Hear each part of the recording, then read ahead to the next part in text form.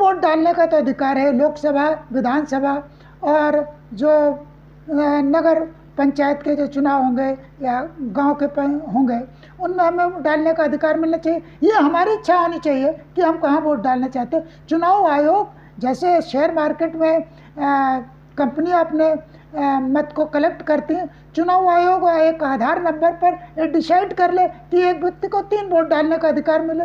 अब वो व्यक्ति चाहे गुजरात में डाले चाहे दिल्ली में डाले, उसे 5 साल में सिर्फ 3 वोट डालने का अधिकार मिलेगा।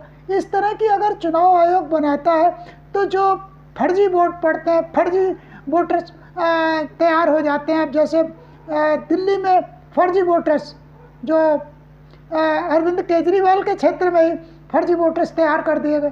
तो ये कहीं से आते हैं, कहीं से बनवाते हैं।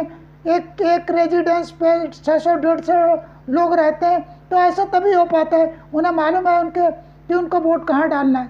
तो 5 साल में जब एक बार मौका मिलेगा तो उन्हें निर्धारित रहेगा कि हमें वोट यहीं डालना है, दोबारा हमें विधानसभा में दोबारा वोट नहीं डाल सकते, लोकसभा में अगले 5 साल तक दोबारा वोट नहीं डाल सकते।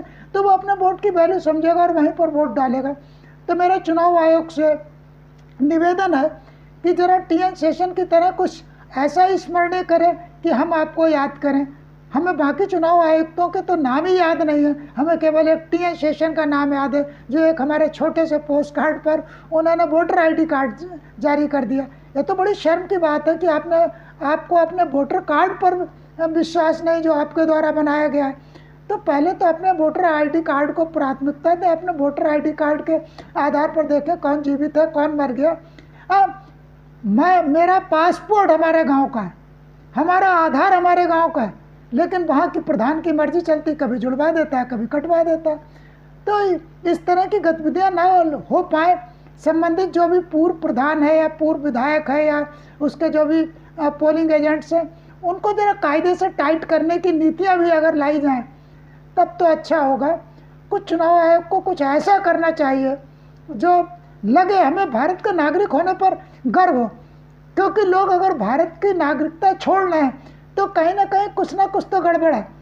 पुलिस प्रशासन गड़बड़ है, सिविल प्रशासन गड़बड़ है, हमारा चुनाव आयुक्त गड़बड़ है, हमारी न्यायपालिका गड़बड़ है। तो ये जिनके कंधों पर जिम्मेवारी है, ये तो उनको सोचना पड़ेगा कैसे वो अपनी छवि सुधारें। जब वो अपनी छवि सुधारेंगे तभी लोग भारत में रहना पसंद करेंगे, वरना कमज़ोर आदमी और पैसे वाला आदमी, यानी कमज़ोर होने के बावजूद भी अगर उसके पास पैसा है तो वो भारत की नागरिकता छोड़ देगा, क्यों बवाल में पड़ेगा।